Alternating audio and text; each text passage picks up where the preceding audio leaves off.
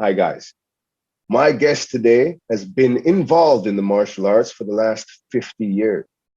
He has earned several black belts in many systems, but most notably in that of Hunga Kung Fu, to which he is the eighth generation of said style.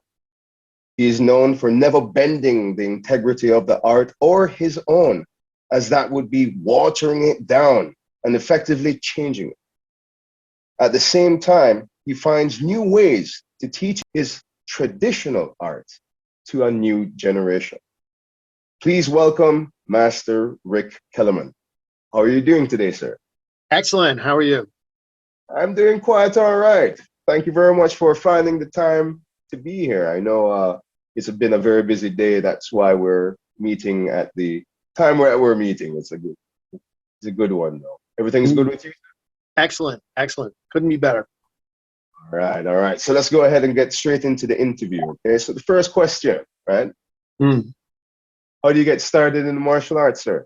Oh, well, I wanted it when I was younger, younger than 11 years old, I remember, because, kids get bullied and stuff. And then I saw, Bruce Lee in 1967. That's why we're going way back. I saw Bruce Lee as Kato in the Green Hornet. And I told my parents, I want to learn Kung Fu. And they said, no, you're going to Hebrew school. So I was not able to learn it until I was around 15. And I actually started taking it unbeknownst to my parents. We found a guy who was teaching it, and he was doing private lessons. So he would go to my friend's house, and I would go to his house, and we would train with this guy, like Monday afternoons after school. And my parents didn't know about it for like 3 years. I was like 15 at the time. And his name was John Delasanti. He did Northern Shaolin, and he was also a yoga adept, and he taught us meditation. He was a transcendental meditation teacher. So at 15 years old, not only were we learning Kung Fu, but we were also learning how to meditate. What 15-year-old meditates, right? And, excuse me. He stopped teaching Kung Fu. He went so into yoga that he lived in India for a while, and now he runs an ashram somewhere. So later on, in my neighborhood, when kids got like a car for their graduation present from high school, my parents signed me up for Taekwondo lessons. When I went to college, then there was a martial arts club, so I got a chance to study other styles like Kyokushin and Tang Sudo. And then when I would come home, there were other schools. So I did Kempo, and I did, some other schools. I hopped around, Sometimes I would actually study at 3 schools at once. In other words, like Mondays and Wednesdays, I was doing like Kempo, and Tuesdays and Thursdays I was doing Tang Soo, and then Fridays and Sundays I was doing Wing Chun, And when I had my school, other teachers would come in, they'd want to lease space from me. And instead of charging them, I'd say, well, why don't you teach me what you do? So I would be getting free lessons. So, I managed to study from a lot of different people and jump around. It was a great opportunity for me. That's a great exchange. That's an absolutely awesome exchange at that. So, having studied so many arts, Master Rik, right? What made you decide to specialize in Silum Honga? I was always smaller than my sparring partners. So,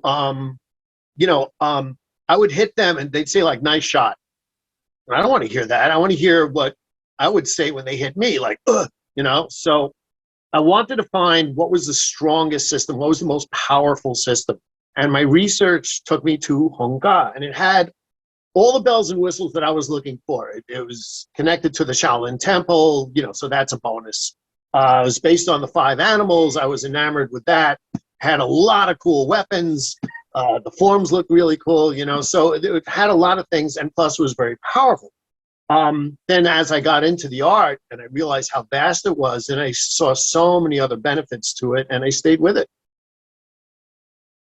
Awesome, awesome. So just to clarify, right, you've been in the martial arts for a total of 50 years. Of that 50, how much has it been with Hong Kien?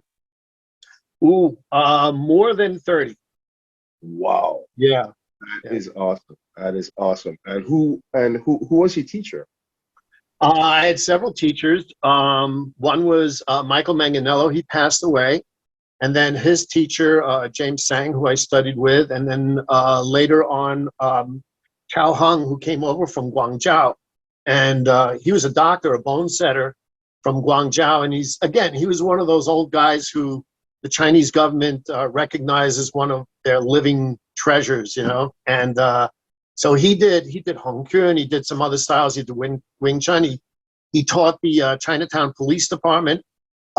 This guy on a Sunday morning, 7 o'clock, he would teach Tai Chi in the park. 8 o'clock, he would teach the police department. At 9 o'clock, he was doing house calls, and then when I would meet him in the park in Chinatown at like 11 or 12, I'm just rolling out of bed. This guy had a whole day already, and he was like 78 years old at the time, But it was a lot of fun.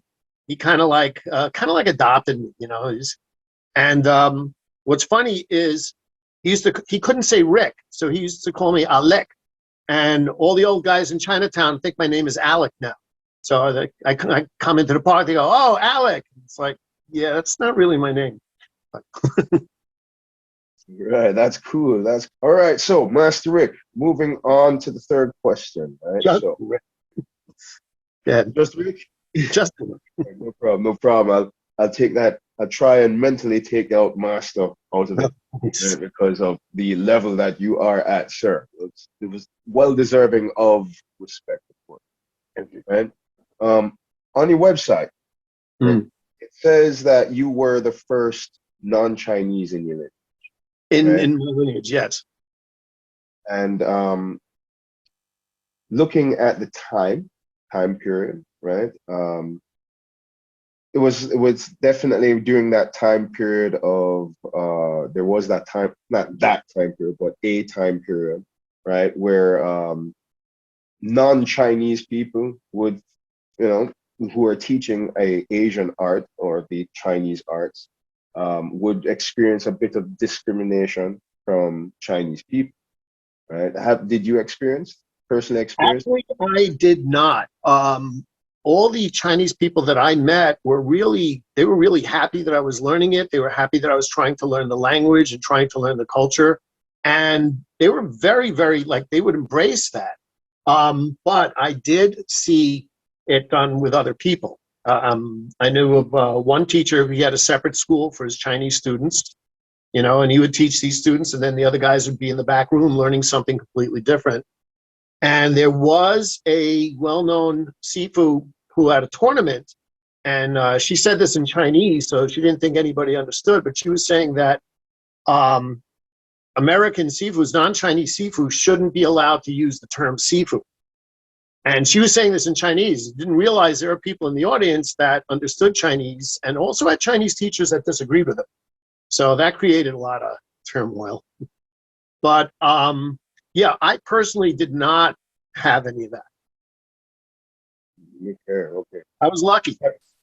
I know I was lucky. I found good people. I was lucky because a lot of people I know definitely had teachers that held them back, and or would dangle stuff in front of them like a carrot, or just wouldn't teach them certain techniques because they weren't Chinese. I do have to ask, do you know how any of them probably dealt with that, or they just probably got fed up and just left? And a lot of them got fed up and just left. Some of them just never knew it. They never knew that the other guy was pulling the wool over their eyes, and some of them don't admit to it. But others who might have been Chinese students of that teacher, they knew it. So now you got to either accept it or not. But I know some people, yeah, as you said, got fed up and walked out. Okay. I mean, I know, nowadays you don't really find that kind of sentiment, but it still is out there. It's still out there. Funny enough, that sentiment still is out there. All right, so let's go ahead and move on to another question, sir. Mm-hmm. So, you, with having over 50 years experience now in martial arts, right?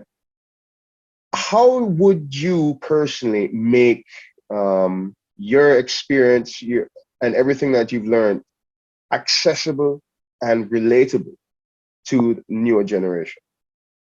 It's funny because I had mentioned this before when we were speaking. you talk to a lot of teachers, and one of the frustrations they have is they say it's a different generation than when we were learning. And it's true. We grew up watching like Bruce Lee and the Kung Fu movies, and, you know, I would go to the triple features on 42nd Street, and I wouldn't come out until dark, you know, and or go to the, you know, the movie theaters like the Rosemary Theater out in Chinatown. I'd be watching Kung Fu movies. And we had Saturday drive-in movie, Channel 5, 3 o'clock. They would always show the, you know, the Shaw Brothers pictures and, you know, all those Kung Fu movies. These kids never grew up with that. They don't know who Bruce Lee is. They don't know who Jet Li, the next generation, is, you know? So we can't really hit them on at that angle. What we can do is just make it more accessible to them as far as more valid what they're going through, anti-bullying programs, and then disguise repetition and make it fun, you know, find another way to serve it. You know, it's all the way you serve it. You know, you take a piece of squid and you put it on a block of wood on the dock and it's bait, right? But you add wasabi and suddenly it's sushi. It's the same piece of squid. It's just how you present it, you know? So you just have to find ways of presenting it, what's going to ring their bells, you know? I find that if we make it fun and exciting, you know, if you have a well thought out curriculum and a step-by-step method from getting from A to B and not overwhelming them, you know, bite-sized portions, you know, how do you eat an elephant? One bite at a time, right? So we break things down into the subcomponent parts and then we make it a lot easier to learn.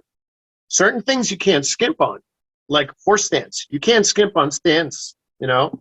And I'm sorry, there's no way to disguise repetition in stance.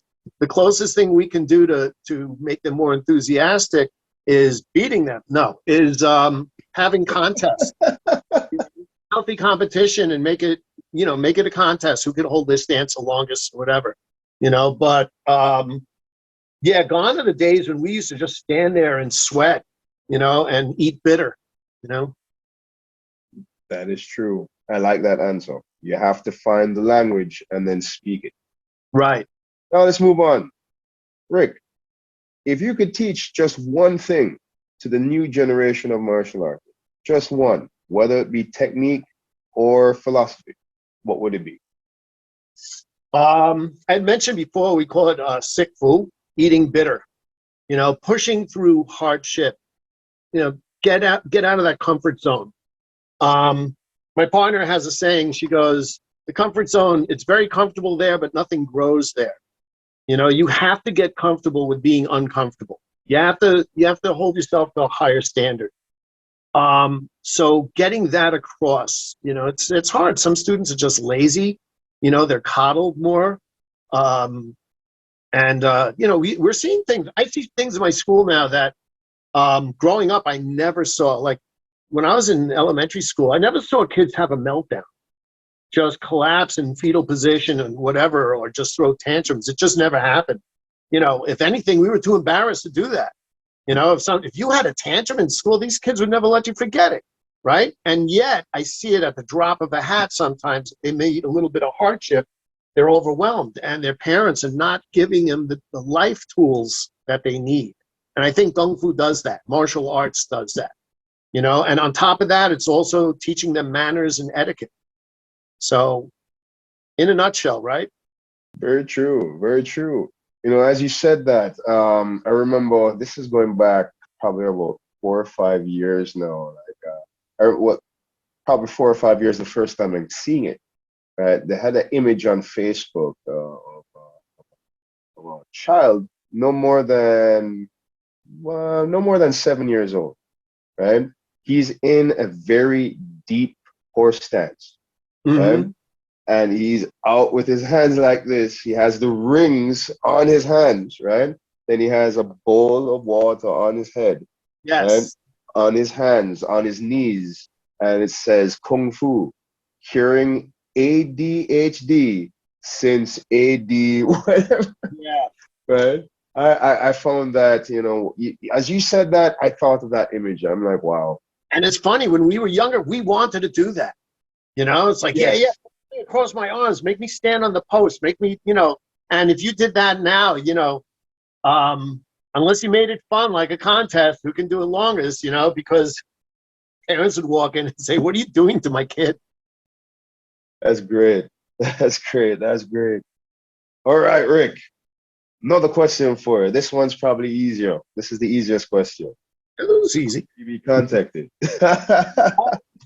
Um, okay, you can go to our website, 10-tigers, TEN-tigers.com, and you'll go to our website. We also have a 10 Tigers School page on Facebook, or you can contact me on Facebook, Rik Kellerman. Or you can see me walking in the street and say, "Hey, Rick," you can do that.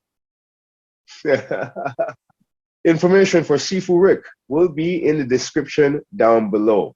Also, that in the description down below will be a link for Fei Yu shoes. Get the best styles, the best prices, at the best deals, all at Fei Yu shoes. Click the link and get yours today. All right, Sifu Rik Kellerman, I do have to thank you very much for the time you have spent with me. Thank you, sir. Thank you so much. Thanks for the opportunity. Oh, thank you for speaking with me. It has been a great pleasure. It really has. It's great to hear your experiences as well, sir. Thank you very much. Great. Take care.